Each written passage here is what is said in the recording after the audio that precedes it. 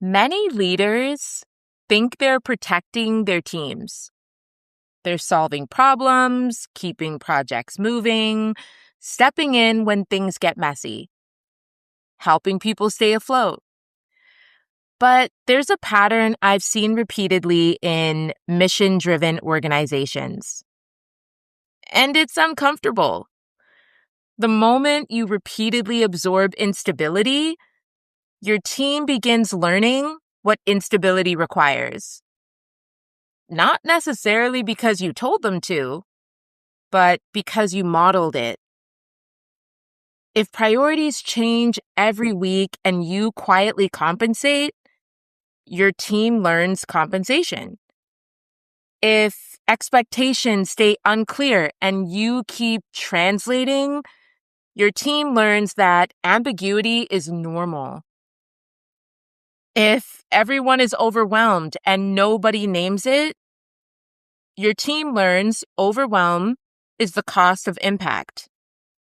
And that's where leadership gets interesting, because leaders don't only model success, they model what becomes acceptable. Hi, my name is Hawa Kambian, and I'm a leadership clarity advisor. At Executive Intuition, we explore how clarity becomes leadership's time-saving currency. Because friction doesn't usually start with incompetence. It starts with compensation. Many leaders believe they're responding to temporary challenges. What is actually happening, though, is much deeper. The team encounters instability, and a leader absorbs it. The instability disappears temporarily, everyone moves forward, the project survives, the deadline gets met, and because the immediate problem gets solved, nobody questions the pattern. The behavior gets rewarded, and accommodation becomes culture. So over time, the team and the organization develop a dangerous assumption. Someone will always carry it. So I learned this in a leadership role where I spent nearly 2 years moving across multiple functions, different responsibilities, different reporting structures, different expectations. And professionally, it sounded positive. We trust you. We know you can handle this. This is a growth opportunity. And sometimes it genuinely was. But there was another layer happening underneath. Every time the system experienced strain, I adapted. Every time priorities shifted, I recalibrated. Every time there was ambiguity, I translated. And professionally, it looked like flexibility. Internally, it felt like just keep things moving. Don't make this harder. Everyone's under pressure. Figure it out. So the organization wasn't necessarily asking me to carry everything, but because I could, I often did. And that's when I began noticing something. The more capable I became at absorbing instability, the less visible the instability became. The system wasn't becoming clearer. I was becoming better at compensating for unclear conditions. And eventually I realized my team wasn't learning clarity. They were learning accommodation. So one of the tools I use is tarot and reflective symbolism. Not for prediction, not for fortune telling, but to surface patterns already operating beneath awareness. So 2 cards emerged around this theme.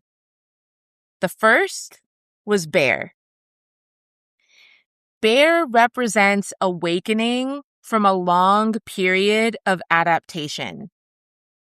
The moment when you realize I've been carrying this for so long that I stopped questioning whether it belongs to me.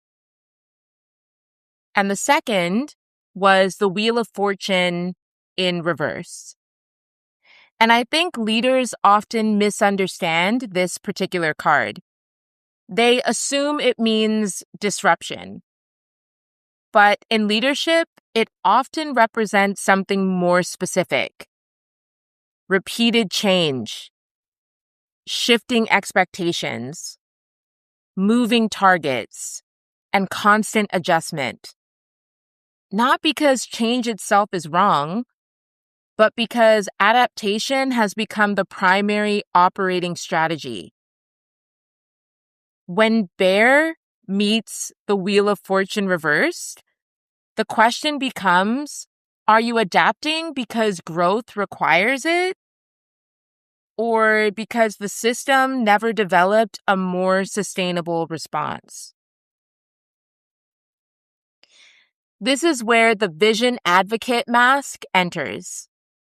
This is the leader who keeps the peace, bridges departments, translates priorities, absorbs tension, and makes things work. These are genuinely valuable strengths. And the problem is not the behavior. The problem is when the behavior becomes the system. Because eventually, accommodation replaces accountability. Translation replaces clarity. Resilience replaces structure. And emotional labor becomes invisible. And this is where emotional sobriety really matters, because it's not about suppressing emotion. It's about emotional sequencing, ownership, and placement, right? So the emotionally sober leader notices pressure and doesn't immediately personalize it. They notice confusion, but they don't automatically absorb the responsibility for resolving it.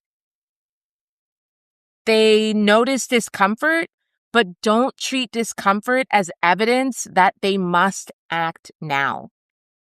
And that's a radically different leadership posture.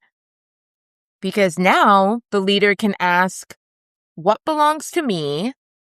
What belongs to someone else? And what belongs to the system?